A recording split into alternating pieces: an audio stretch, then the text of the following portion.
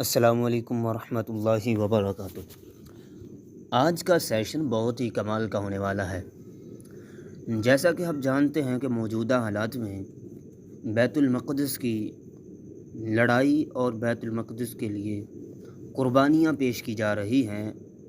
اہل اسلام اس چیز کو اپنے دل کی گہرائیوں سے محسوس کر رہے ہیں، لیکن میں چاہتا ہوں کہ آج کے اس سیشن میں بیت المقدس کی تاریخ کے بارے میں تھوڑی سی گفتگو ہو جائے۔ دیکھیے، یہی بیت المقدس ہے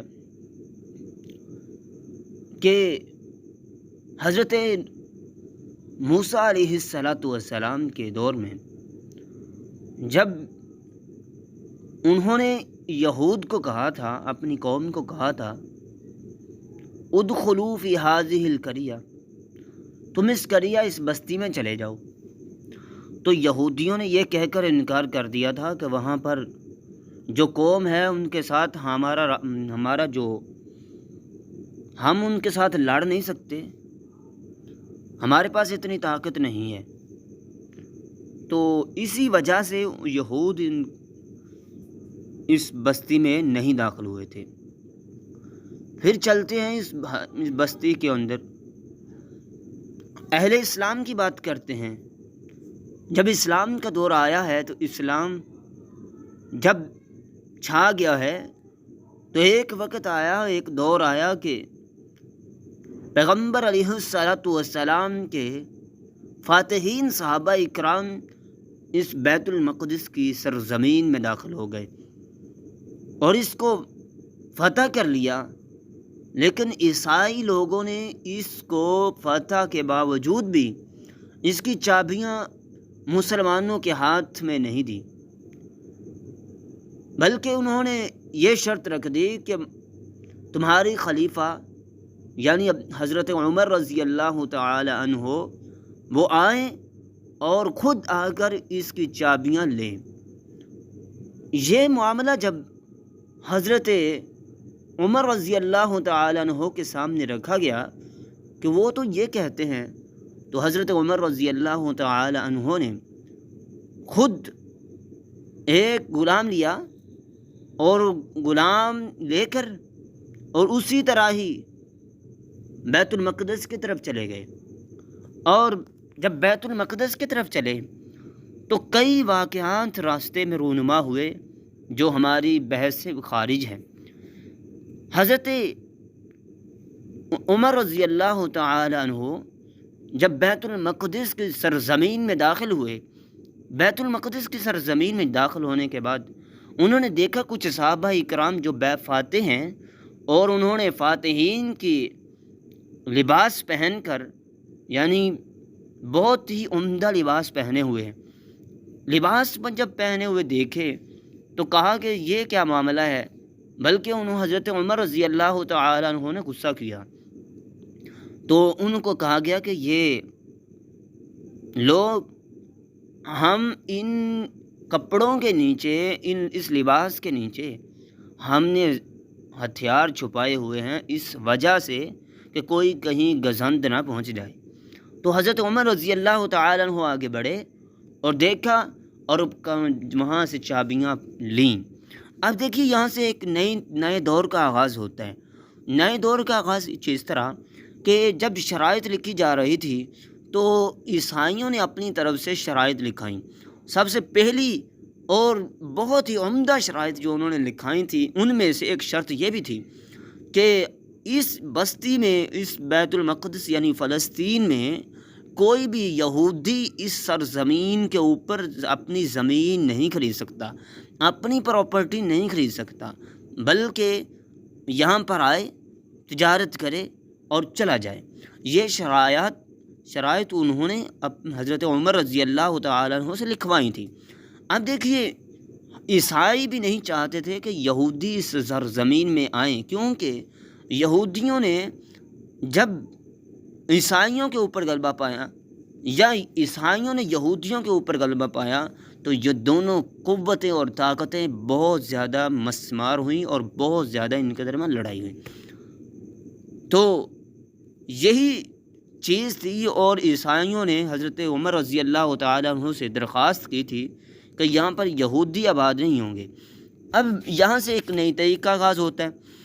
اب آہستہ آہستہ آہستہ آہستہ چلتا گیا سلسلہ، لیکن اسلام کا سنہرا اصول ہے کہ وہاں پر کسی قسم کی تکلیف، پریشانی، مصیبت نہیں ڈالی جاتی، بلکہ اگر کسی کا کوئی گرجا ہے، کوئی کسی کا مندر ہے، تو وہ بھی نہیں گرایا جاتا، ان کی عبادت گاہوں کی حفاظت کی جاتی ہے۔ تو اب ان کی عبادت گاہوں کی بھی حفاظت کی گئی، ان کے گرجوں کی حفاظت کی گئی۔ تو اسی طرح ہی پلٹیے تھوڑا سا آگے، جب تھوڑا سا دور آگے گزرا، تھوڑا سا ٹائم گزرا، تھوڑا سا وقت گزرا، کچھ صدیاں، کچھ سال گزرے، تو انہی عیسائیوں نے دوبارہ بیت المقدس کے اوپر چڑھائی کر دی۔ اب بیت المقدس کے اوپر چڑھائی اس لیے کی کہ عیسائیوں کے نزدیک بھی اس سرزمین کی بہت زیادہ ویلیو ہے، اور بہت زیادہ اس سرزمین کے اوپر انہوں نے بھی ان کے اپنے نبی حضرت عیسیٰ علیہ السلام کی ولادت بھی اسی سرزمین پر ہوئی ہے۔ تو حضرت مریم علیہ السلام نے جس درخت سے پھل اتارے تھے نا، جس درخت سے پھل اترے تھے، تو وہ بھی اسی سرزمین کے اوپر ہی ہے۔ تو اس غرض سے ان کے نزدیک بھی اس سرزمین کی بہت زیادہ ویلیو ہے، اور یہودی بھی سرزمین کو چاہتے ہیں۔ کیونکہ حضرت سلیمان علیہ السلام نے اس زمین پر مسجد کو آباد کیا تھا۔ اب حضرت موسیٰ علیہ السلام نے بھی ان کو اس سرزمین کے اندر داخل ہونے کا کہا تھا۔ اتنی چیزیں ان کے لیے بھی ہیں، تو اس لیے یہ یہودی جو ہیں، یہودی بھی اس سرزمین کی بہت زیادہ اپنے قبضے میں لینے کی کوششیں کر رہے ہیں۔ اب وہ بھی چاہتے ہیں کہ یہاں پر ایک ٹیمپل تعمیر کیا جائے گا۔ اور اس سے آگے چلیے، تھوڑا سا دور بدلا ہے تو عیسائیوں نے مسلمانوں کے اوپر غلبہ پایا، اور تاریخ گواہ ہے حضرت عمر رضی اللہ تعالیٰ عنہ کے دور میں جب اس بیت المقدس کو فتح کیا گیا تھا، یا کسی بھی سرزمین کو فتح کیا گیا تھا، تو کسی سرزمین کے اوپر آپ یہ نہیں کہہ سکتے کہ حضرت عمر رضی اللہ تعالیٰ عنہ یا اس فاتحین اسلام نے خون ریزی کی ہو، خون ریزی کے دریا بہا دیے ہوں۔ آپ کو کوئی تاریخ کے اندر اسلام کی کوئی مثال نہیں مل سکتی۔ بہرحال عیسائیوں کی مثال ملتی ہے، جب انہوں نے اس بیت المقدس کے اوپر قبضہ کیا، تو بیت المقدس کے اوپر انہوں نے جب قبضہ کیا ہے تو انہوں نے اپنے بادشاہ کو خط لکھا۔ اس خط کے اندر انہوں نے لکھا کہ جناب دیکھیے، ہماری فتح کے لیے صرف اتنا ہی کافی ہے، آپ کو یہی بتا دینا کافی ہے کیا کہ ہم جب بیت المقدس یعنی مسجد اقصی میں داخل ہوئے تھے تو ہمارے گھوڑوں کے گھٹنوں تک مسلمانوں کا خون تھا، ہمارے گھوڑوں کے گھٹنوں تک مسلمانوں کا خون تھا۔ یہ سیاہ ترین دن ہے، مسلمانوں کو بہت کاٹا گیا، بہت ہی مارا گیا۔ لیکن آگے چلتے ہیں، یہ دور گزرا، 100 سال بھی مکمل نہیں ہوا، اللہ کی مشیت تھی۔ حضرت صلاح الدین ایوبی رحمہ اللہ، ان کو اللہ تعالیٰ نے بھیج دیا۔ اب صلاح الدین ایوبی رحمہ اللہ نے اس بیت المقدس کے لیے بہت سی کوششیں کی ہیں، تقریباً بہت سال تک اس کے لیے محنتیں کی ہیں، کوششیں کی ہیں۔ اب آگے چلیے، صلاح الدین ایوبی رحمہ اللہ نے جب اس بیت المقدس کو فتح کیا ہے نا، تو دیکھیے طریقوں اٹھائیے، انہوں نے بھی بیت المقدس کو جب فتح کیا تو اتنے قیدی ہونے کے باوجود، بیت المقدس میں عیسائی بہت زیادہ تھے، ان عیسائیوں کے بہت زیادہ ہونے کے باوجود بھی انہوں نے بہت سے عیسائیوں کو بغیر فدیہ کے ہی رہا کر دیا، اور بہت سے کو فدیہ لے کر رہا کر دیا، قتل گاری نہیں کی۔ اور اسی طرح ہی وہ اس دور میں لکھا ہوا ہے، کتابوں میں تحقیق میں مل جاتا ہے کہ ایک ایک خیمے کی رسی میں کتنے قیدی باندھے ہوئے تھے عیسائی، جو یہاں پر فلسطین میں موجود تھے۔ لیکن صلاح الدین ایوبی رحمہ اللہ نے سب کو آزاد کر دیا تھا۔ اس کے بعد آگے چلیے، حضرت صلاح الدین ایوبی رحمہ اللہ کی اتنی مہربانیاں ہیں۔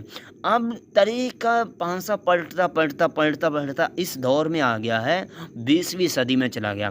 اب دیکھیے، پہلے بھی اس کی کوششیں ہو چکی ہیں، جیسا کہ تاریخ میں ملتا ہے کہ ایک مرتبہ انہوں نے سلطنت عثمانیہ کے بادشاہ کو سے کہا تھا کہ ہمیں، یہودیوں نے کہا تھا کہ ہمیں یہاں پر رہائش کی اجازت دی جائے، بیت المقدس میں اجازت دی جائے، لیکن بیت المقدس میں ان کو اجازت نہیں دی گئی تھی، بلکہ انہوں نے کہا تھا جس قانون کو عمر رضی اللہ تعالیٰ عنہ بنا دیں، ہم اس قانون میں کون ہوتے ہیں؟ اس قانون میں ترمیم کرنے والے، ہم اس کو کبھی بھی تبدیل اور چینج نہیں کریں گے۔